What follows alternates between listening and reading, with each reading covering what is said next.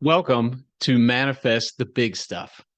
Today is our first ever live vodcast, which means we have a studio audience in the house. And our studio audience will get to participate in an open forum after today's recording. So I'm especially excited about that.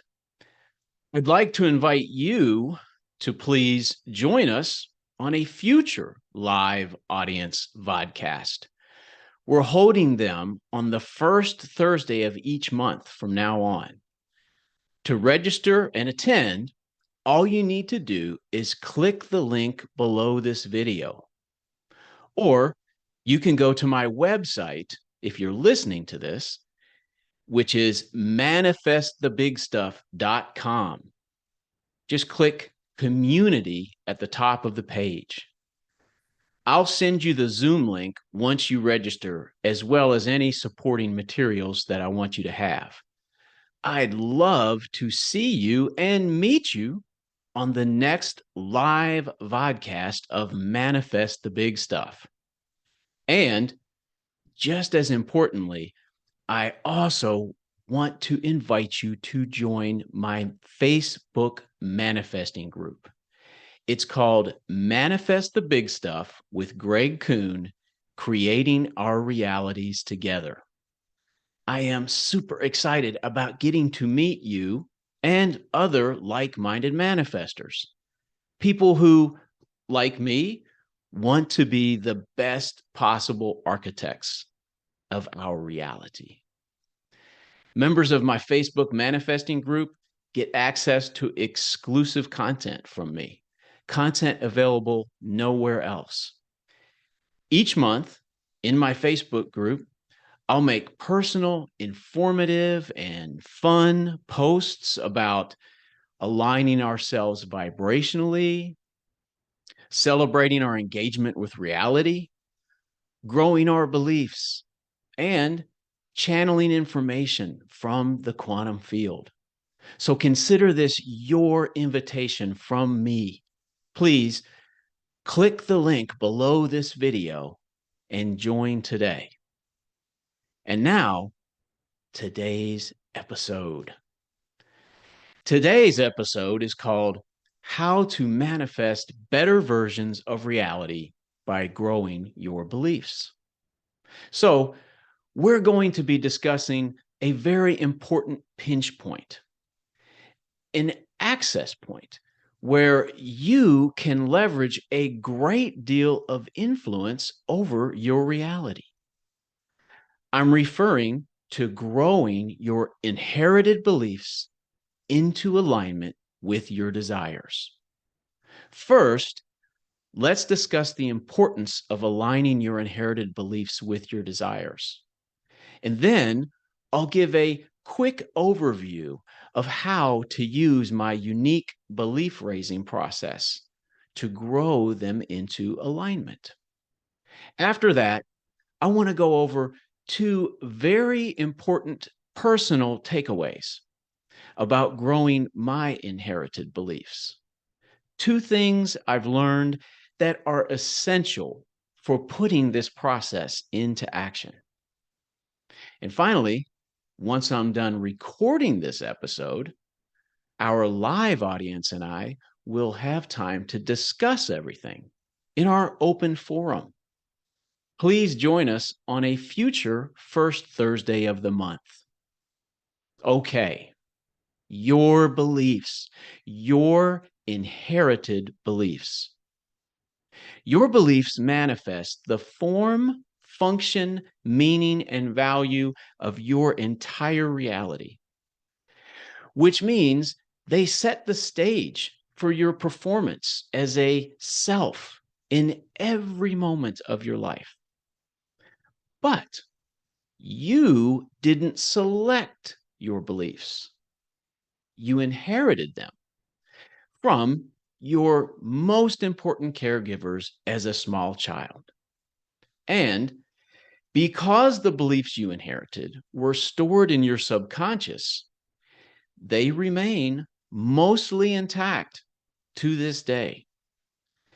manifesting a version of reality for you in each moment as they are capable.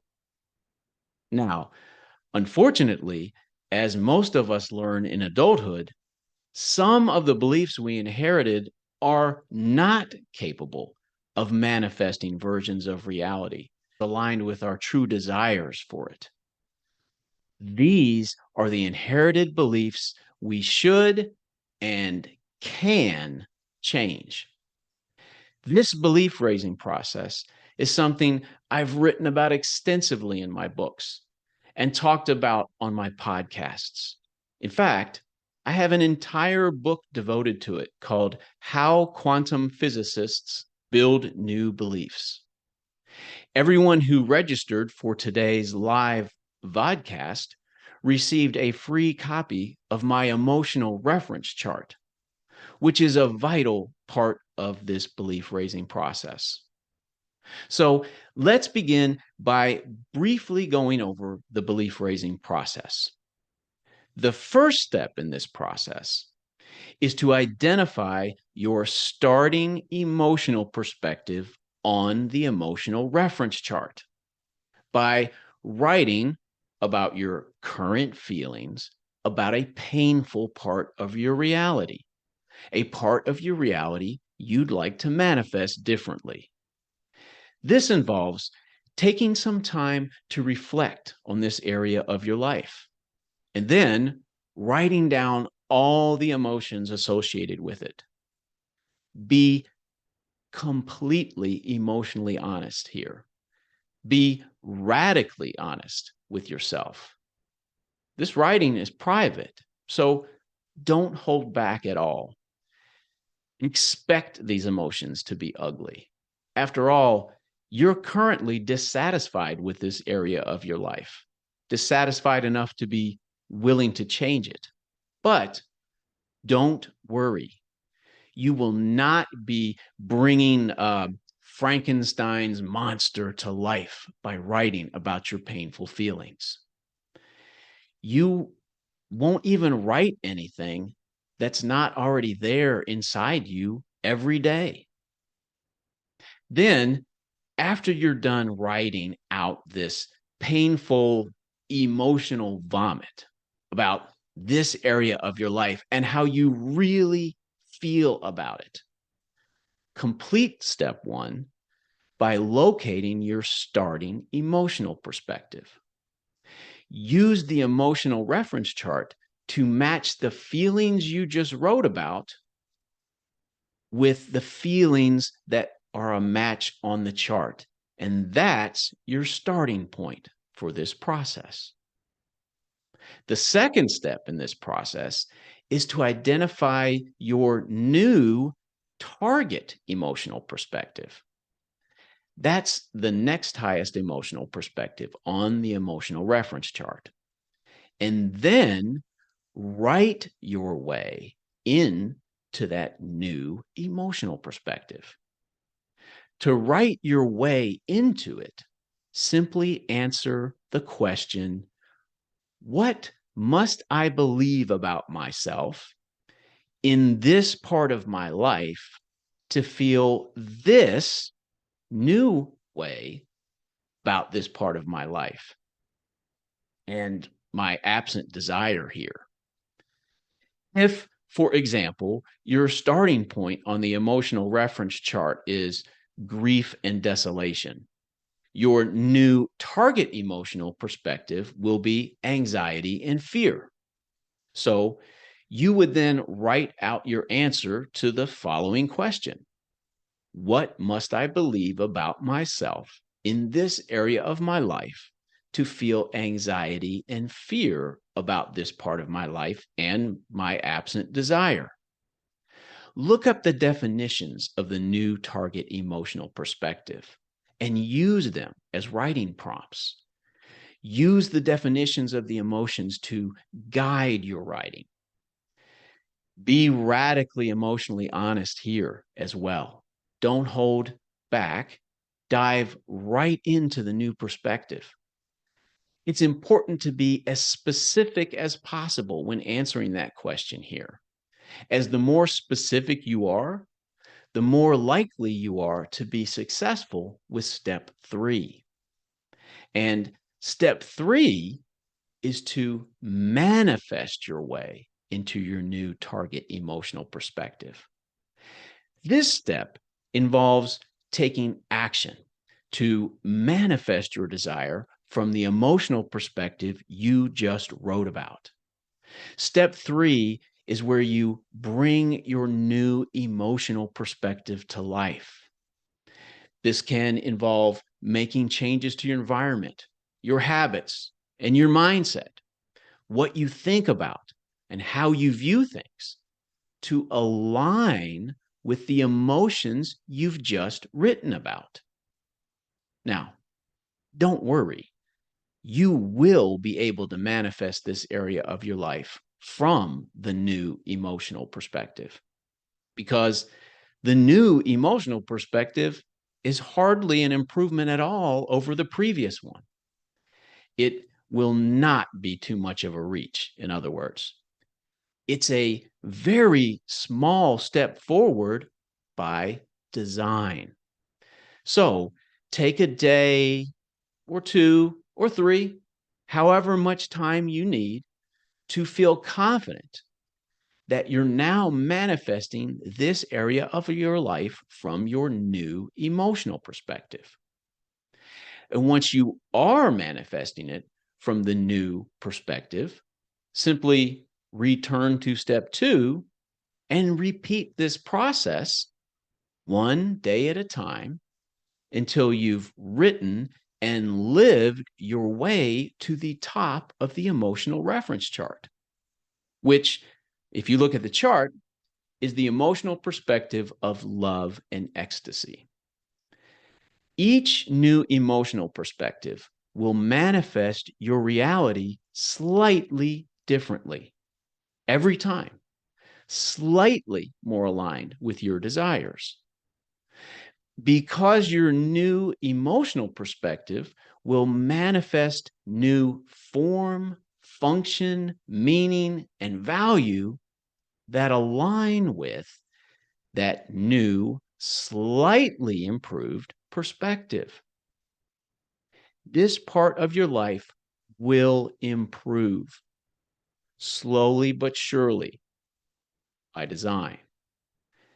Before concluding this overview of the belief raising process, I want to stress the importance of understanding what a crucial role your beliefs play in setting the stage for you every day. When your inherited beliefs are not aligned with your desires, it can greatly hinder your ability to shape your reality and engage with it. Incapable inherited beliefs can turn you into an Olympic sprinter trying to run their race on a skating rink. Using this belief raising process, however, is a game changer. So let's get into part 2 of this episode. Next, let's go over 2 important personal takeaways about putting this belief raising process into action. Number 1, let's talk about what you're responsible for regarding your beliefs. And number 2, let's talk about when and where to use this belief raising process. The first takeaway is what you're responsible for. Here's some things that you need to know. Everyone manifests their own unique version of reality. Literally, everyone collapses the quantum field into unique forms, functionality, meanings, and values. That's what humans do. All of your material reality is here because your brain has the capacity to collapse possibility waves. You transform possibility waves into distinct material objects by measuring or observing them. You even manifest your own body this way. So you couldn't have a self without doing this.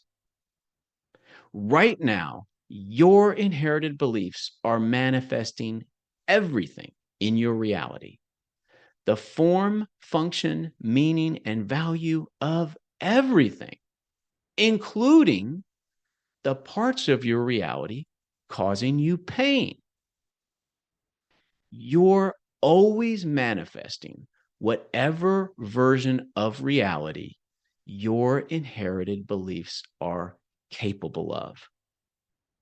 When your current version of any part of reality pleases you, that means you inherited beliefs capable of manifesting it as you desire.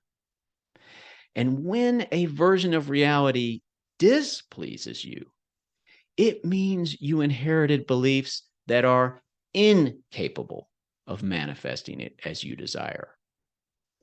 You are not responsible for your inherited beliefs. You didn't pick them out, but you are empowered to change them. So that's what you're responsible for. If a version of your reality displeases you, you can and should use this belief raising process. Intentionally manifesting your reality by growing your inherited beliefs is not about you taking responsibility for your pain. You already know how to blame yourself for your pain. I do too. We know how to do that all too well.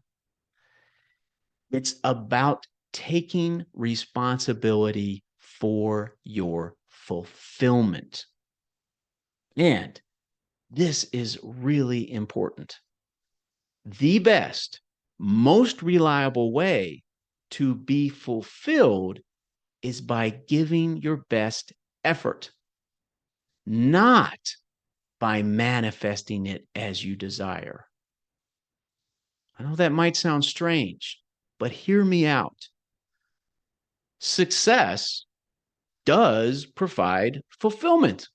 Of course it does. We want success. It's what we're shooting for. But success should have a secondary influence on your fulfillment. Giving your best effort should always be the primary influence on your fulfillment. Why? There are at least 4 reasons why. 1, if you use success to create fulfillment, that's great. It works when you're successful, but when you're not, that lack of success will also be dictating your level of fulfillment. 2, another reason is that you can always give your best effort. Yes, there are going to be times where it's more challenging, but giving your best effort will still be something within your control. Giving your best effort is not dependent on your circumstances, and certainly not in the same way that your results often are.